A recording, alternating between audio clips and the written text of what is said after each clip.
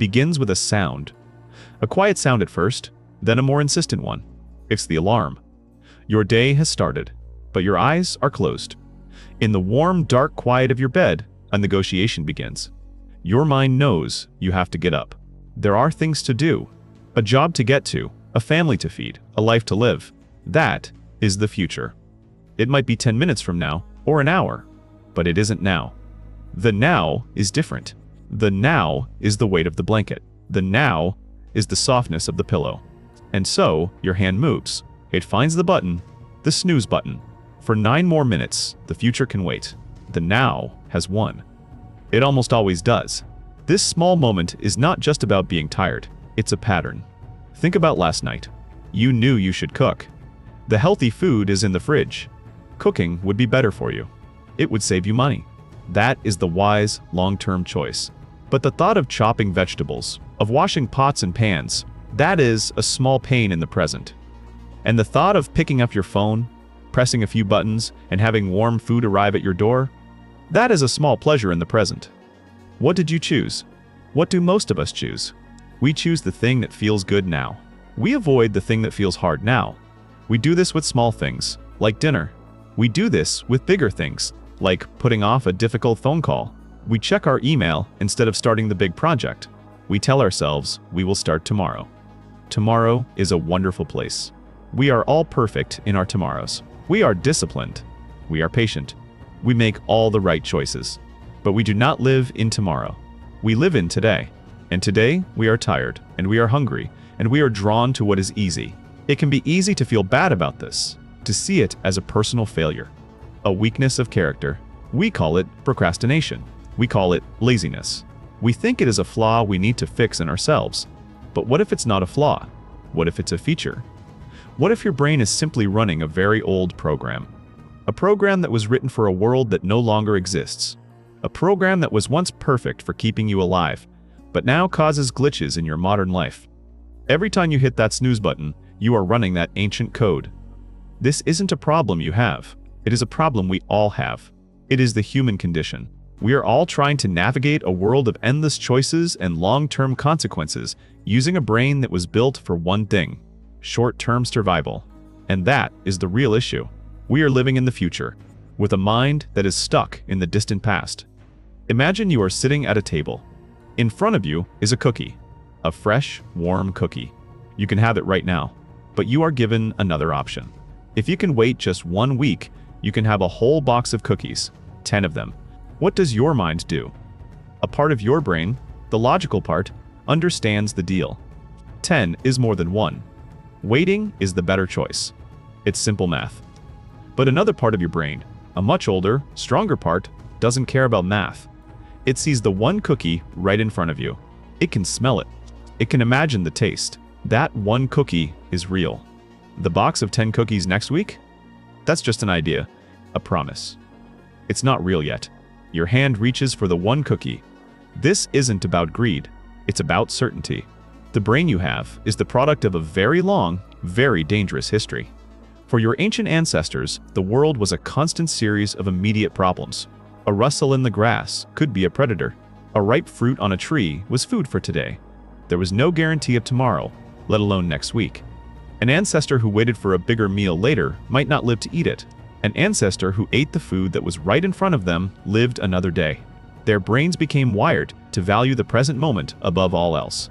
The future was a luxury they couldn't afford. That one cookie now was survival. A promise of 10 cookies later was a good way to starve. We inherited their brains. We inherited their operating system. The software that told them to grab the fruit, to eat the meat, to seek the warmth of the fire right now is still running in our heads. But our world is nothing like theirs. Our world is built on promises of the future. We are told to save money for retirement, a time that is decades away. We are told to go to school for years to get a good job later. We are told to avoid certain foods to be healthy in our old age. To our modern, logical mind, this makes sense. But to the ancient part of our brain, these distant rewards feel like nothing. They are just ideas. A number in a savings account is not as real as the new shirt you can buy today. A vague feeling of health in 20 years is not as real as the pleasure of a cigarette right now. This is why we struggle. We are caught between two worlds. Our logical brain makes plans for the future, but our ancient brain is in control of our feelings and our impulses, and it constantly discounts the value of the future. The further away a reward is, the less it is worth to us. The further away a punishment is, the less we fear it. It's a simple, powerful mechanism. It kept us alive for thousands of years. But today, in a world full of credit cards, junk food, and endless distractions, this ancient survival instinct has become a trap. It leads us into debt. It makes us unhealthy. It keeps us from building the future we say we want. We are not weak. We are simply running the wrong software for the job. For a long time, this glitch was just our own private struggle. Our battle with the cookie on the table was ours alone. But then, something changed. The world we live in began to notice our weakness. It learned about the ancient software running in our minds, and it began to build a world designed specifically to press that button. Imagine walking into a giant candy store. Every shelf is filled with bright colors and sweet smells. Everything is designed to make you want it right now. Nothing in the store is good for you in the long run, but everything offers a small, wonderful pleasure in the present. This candy store is the world we now live in. It was built for our ape brain. Think of your phone.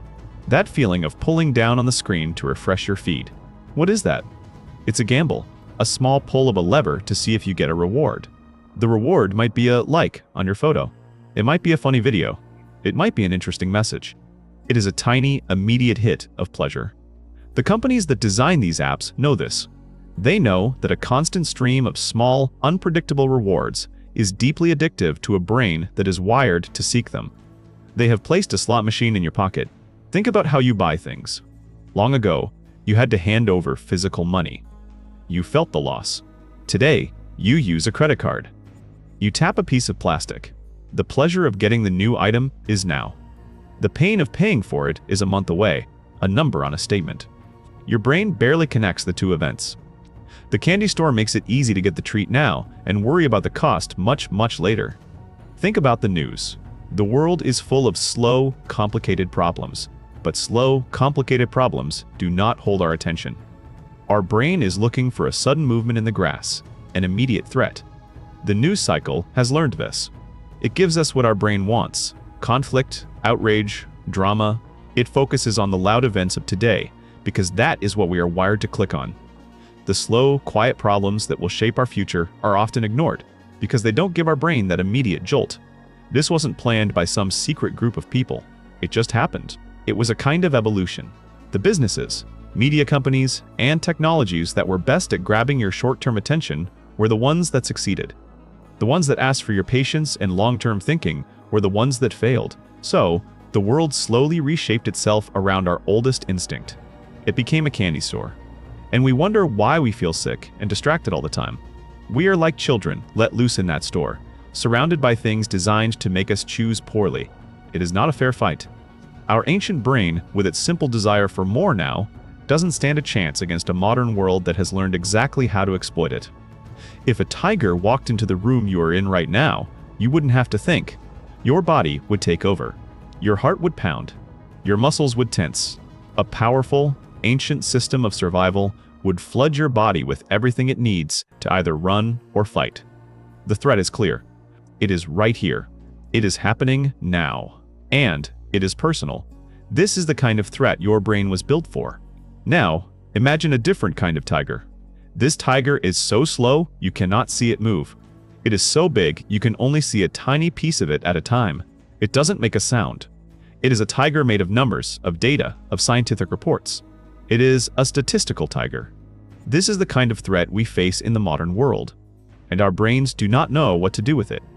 Climate change is the perfect example of a slow-motion tiger. It is arguably the biggest threat to our long-term survival. But it does not trigger our internal alarm system. Why? Because it breaks all the rules for what our brain considers a real danger. It is not here and now. The worst effects are described as happening decades in the future. To our ancient brain, which barely believes in next week, the year 250 might as well be a fantasy. It is not personal. It feels like a problem for everyone, which can feel like a problem for no one. A flood on the other side of the world does not feel like a tiger in your room. We see pictures of it, but our nervous system remains calm. It is not a clear enemy. There is no single person with a weapon to fight. The cause is a complex system of global industry and the combined actions of billions of people. You cannot run from it. You cannot attack it. This confusion makes our brain want to turn away and think about something simpler. Our brain's threat detection system is looking for a tiger.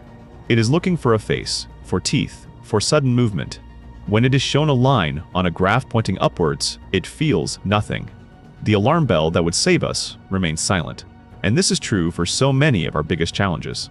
A slow-moving economic crisis that builds over years. The gradual decay of roads and bridges. The steady erosion of privacy in a digital world. These are all slow-motion tigers. They are vast, complex, and mostly invisible on a day-to-day basis. This is the great mismatch of our time. We have created a world with dangers that are more complex and long-term than ever before. But we are all still using a threat detection system that was designed to spot a predator in the tall grass. It is an amazing system for what it was built for. But for the dangers we face now, it is dangerously quiet. We are standing in a room with a tiger, and our brain is telling us that everything is fine. Faced with a problem we cannot seem to solve ourselves, we do a very logical thing. We outsource it. We know we struggle with long-term thinking, so we create institutions and we elect leaders who are supposed to do it for us. We hire them to be the logical, adult part of our society. We expect them to look at the charts and the data, to see the slow-motion tigers, and to make the wise, difficult choices that will protect us in the future. We put them in charge of the long term, so we can get on with our short-term lives. It seems like a perfectly sensible solution. But there is a deep flaw in this plan. We forget to ask a simple question. Who are these leaders? What are they made of? They are not a different species. They are people. They have the exact same ancient brain that we do. They are also wired to want the cookie now. Their world is just a different version of ours.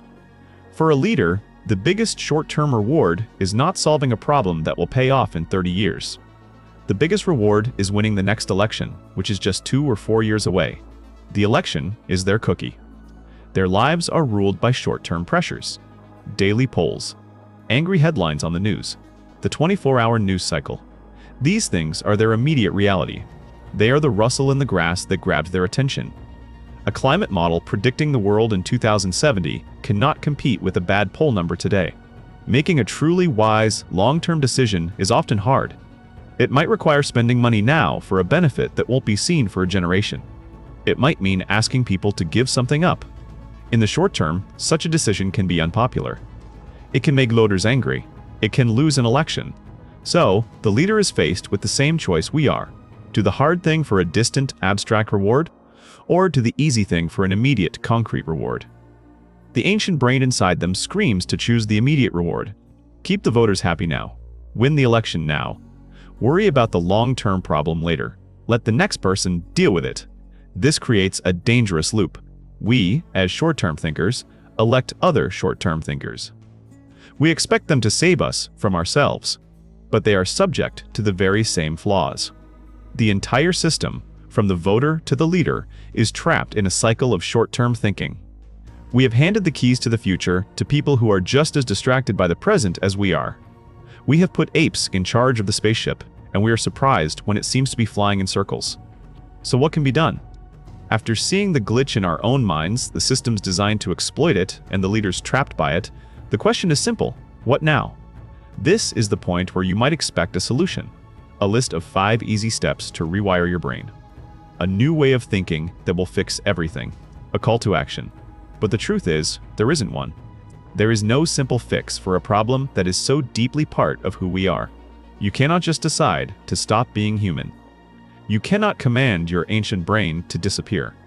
It is with you for life. The answer, if there is one, is much quieter. It is not about winning the fight against your own mind. It is about understanding it. The first, and perhaps only, step is awareness. It is the simple act of seeing the wires. It is noticing the pull. When you reach for your phone to escape a moment of boredom, just notice it. When you choose the easy pleasure over the hard but rewarding task, just for a second, see the ancient mechanism that is guiding your hand. This awareness does not magically grant you control. You will still want the cookie. The snooze button will still seem like a good idea, but a space will have opened up. a small space between the impulse and the action. In that space, a real choice becomes possible. You cannot leave the room. This brain, this body, this world. This is the room you are in. But you can learn where the walls are. You can learn to tell the difference between a real door and one that is just painted on the wall. You can learn the layout of your own mind. The goal isn't to become a perfect, logical machine. It is simply to know what you are working with, to live with the ape inside you, and to understand its nature. To know its fears, its desires, and its powerful, ancient instincts. Seeing the system, the candy store around us, and the ancient software within us is the real beginning.